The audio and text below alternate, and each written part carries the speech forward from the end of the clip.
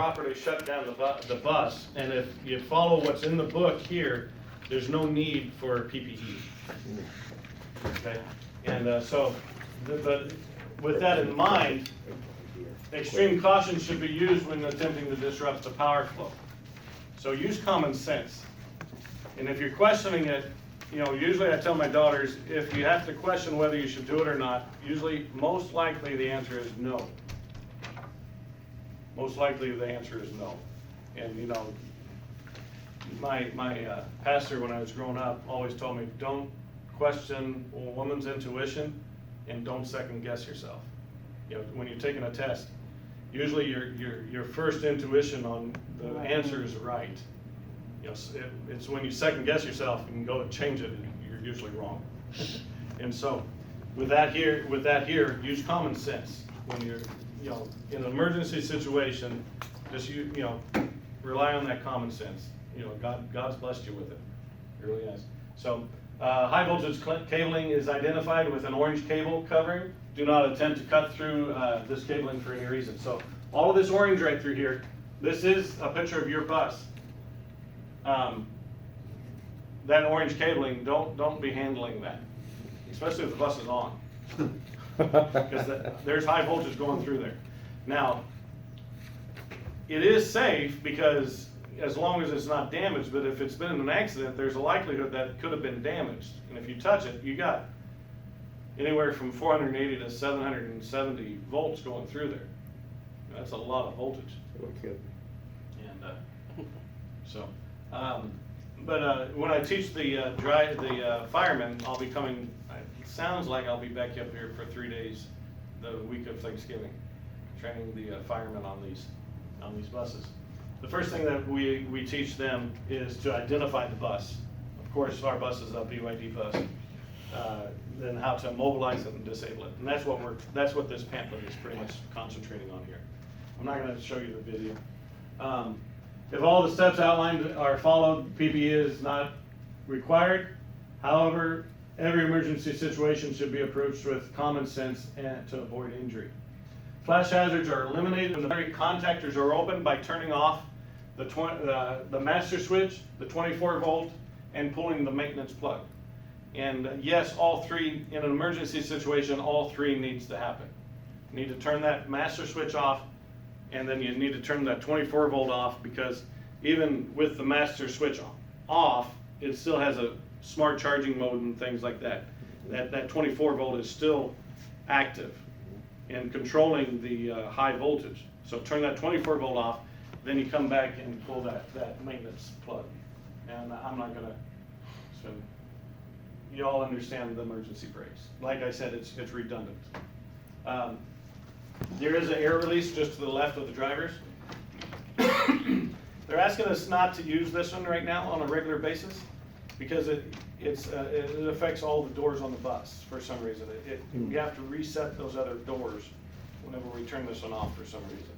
And BYD is aware of the problem, and we're working on it. It should only release the air This for the only driver's releases, door. this switch only releases the front door. Yes. But right now, for It's some doing strange everything. reason, Okay. it's not releasing the doors, it's just making them to where we have to reset them. Oh, Does that make sense? yes. And so, if you have to, use the switch over here, above the door. Yeah, but we were thinking, The thing is, you know, it's behind that glass. that one is for the driver, so that was thinking, you know. Right, but just use Leave the it alone for electric. now. Yes. Yeah, just leave it alone for right now. So it is a faulty. So how do Well, you, it's not faulty, it works right. Okay.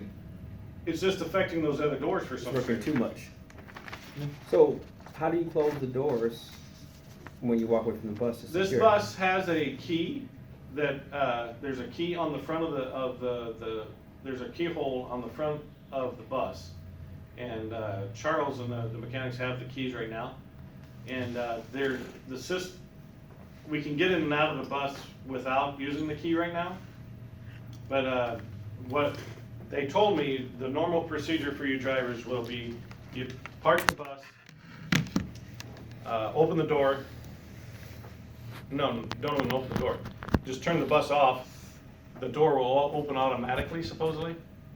You walk out, use your key to to close the door from that key that's in the front of, on the hood, and then you're done. Does that make sense? So it's the same way? No. Same way as what? No, so the buses, the newer buses, the BYD buses, it's the same sequence? Or how? Yes. So we'll have a key Okay, to lock the door?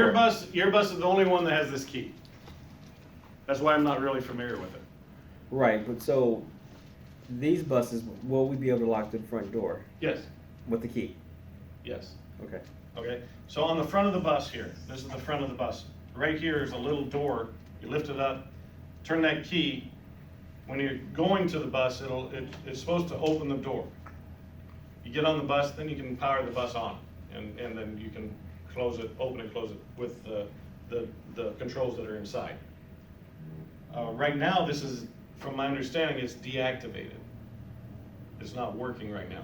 It was, but then I think they opted to deactivate it until, because each bus has its own individual key. They want to key them all the same. Oh, okay. Does that make sense? It does, And yeah. so, but right now, what I would do is I would park the bus, leave the bus running with the master switch on, open the door, get off the bus, go around to the driver's window. The driver's window does not lock. Open the driver's window, reach in, close the door with the switch, and then turn the master switch off. Because it's all accessible very easily from the driver's window. And that's what BYD, that's what I've done ever since I've been driving for BYD. So, I know it's a little bit of a hassle, but So they're changing the auto buses with the same key at a factory, or we're going to do it here? I think you're doing it here. I don't know if you remember, in China, I could never get one key to fit more than one door. They never, I'd buy a desk in China for my kids. Actually, I bought a desk for me, for my house. And each drawer had its individual key. Every cabinet I ever bought in China, if they had more than one door and more than one lock, they never had more than, they never used the same key. I'm like, why don't you just make one master key? And they didn't like to do it for some reason.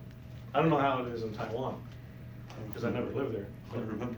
Yeah. No, the It's- front door has 3 different locks, they have 3 different keys, front door. Yeah, it's crazy. So, okay, so, on the inside, you have the same, nozzle here to, turn that, to unlock.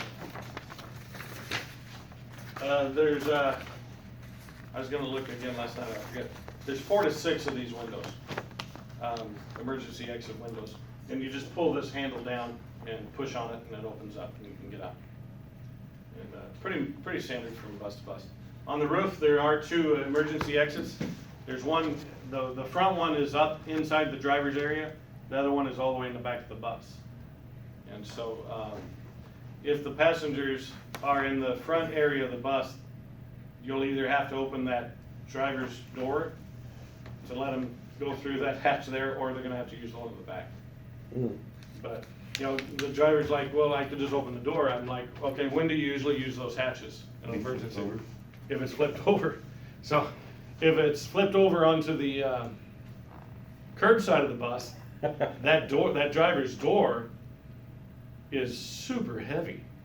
And if it's gonna have, you're gonna have to hold it open like that for passengers to come through that area. If it's on the curb side, or on the street side, you know, hopefully you'll never have to use these hatches. Right. You know. Well, we'll be able to get out safely, just won't have any air.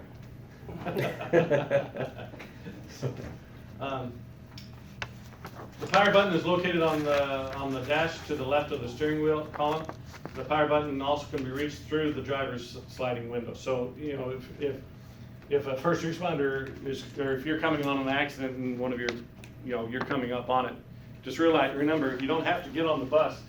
That window doesn't lock, so you can reach in and power the bus off. Now, in an emergency situation, if you can't get out, if you're the driver, the operator, and you can't get out to the 24 volt, you can push and hold that power button for 5 seconds, and it will shut the bus down and open the contactors. Mm. Then, but your dash is gonna stay alive because the 24 volt is still hooked up. You know, it's not shutting the 24 volt off. it's opening the contactors on the high voltage side. And so, you're still turning the bus off with the master switch. If you wanted to, you could still turn that switch back on and power the bus back up. But it's just a fast way to open the contactors on the high voltage side.